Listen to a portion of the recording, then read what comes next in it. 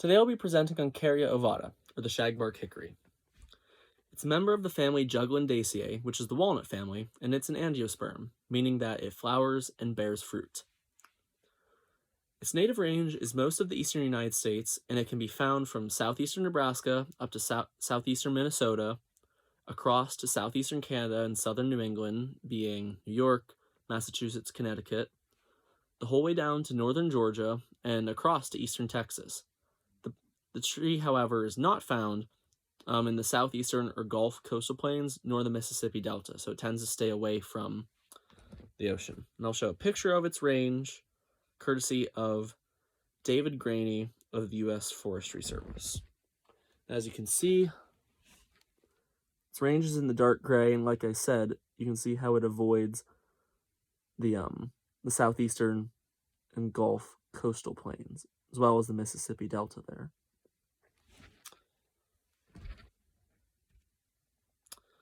Like I said, the species is a tree, and as such, it's a perennial. It grows year after year.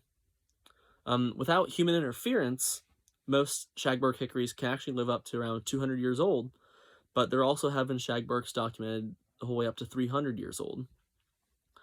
Fruit production, however, tapers off after 200 years old. The tree is iteroparous, and that means in its lifetime it will have many reproductive events.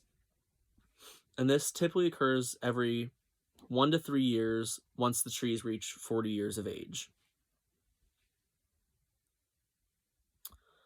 The shagbark hickory is monoecious, and that means that male and female flowers are located on one individual. And because of this, that means that the shagbark hickory is capable of both selfing and outcrossing. However, outcrossing was shown to produce better quality and quantity of fruits. And in addition to this, a study was performed on both shagbarks and another species of hickory tree, mockernut hickories, and in this study, individuals that were grown actually demonstrated something known as dichogamy, which is when flowers on an individual grow at different times of the year, meaning that male and female flowers would grow on an individual at different times of the year. Because of this, that can actually help to minimize selving and promote outcrossing, because the plants will be physically incapable of selving as they will only have one of their reproductive flowers. This plant demonstrates two primary forms of vegetative asexual reproduction, and that being in the form of shoots and root suckers. Shoots will form off of trees that are less than 10 inches in diameter after an event happens, like the tree is cut down per se, or fire happens. Yes, shoots will predominate as the form of vegetative reproduction to recover if the tree is less than 10 inches in diameter. But if the tree is more than 10 inches, root suckers predominate as this primary form of asexual reproduction. Now, the species has small, inconspicuous flowers that aren't visually appealing. Additionally, given its lofty height as a tree, it's very easy to catch the wind, and as such, the species is wind-pollinated. And I will show images of its flowers, both courtesy of Minnesota wildflowers. Now, here's an image of male flowers. And these catkins, which are the long, stringy flowers dangling downwards, can get up to about 5 or 6 inches long. Then I'll show the female flower. Here we go. There's that. Like I said, also courtesy of Minnesota wildflowers.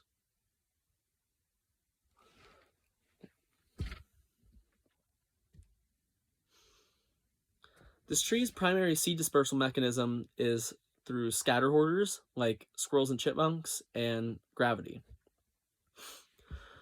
The fruits of a hickory nut tree are actually very heavy. There's about roughly like 100 to a pound.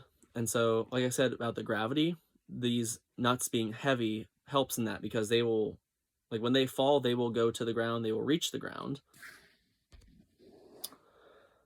And once they're on the ground, scatter hoarders are capable of dispersing them. But because of their heavy weight, it could possibly limit how many or how much dispersal could occur because of these scatter hoarders.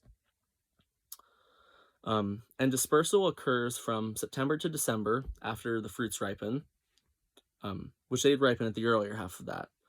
But hickory nuts actually constitute 5 to 10% of a chipmunk's diet, which is interesting. Now, the phenology of flowering and fruiting of this species will depend on where it's located within its range that I showed earlier. In the warmer southern range, the shagbark hickory can flower as early as March, but in its colder northern parts, it'll flower as late as June. And fruits are a little less variable in this. They generally, across its range, ripen by September or October. But with climate change, we could expect the phenology of both flowering and fruiting to change as weather conditions become more variable and and unpredictable.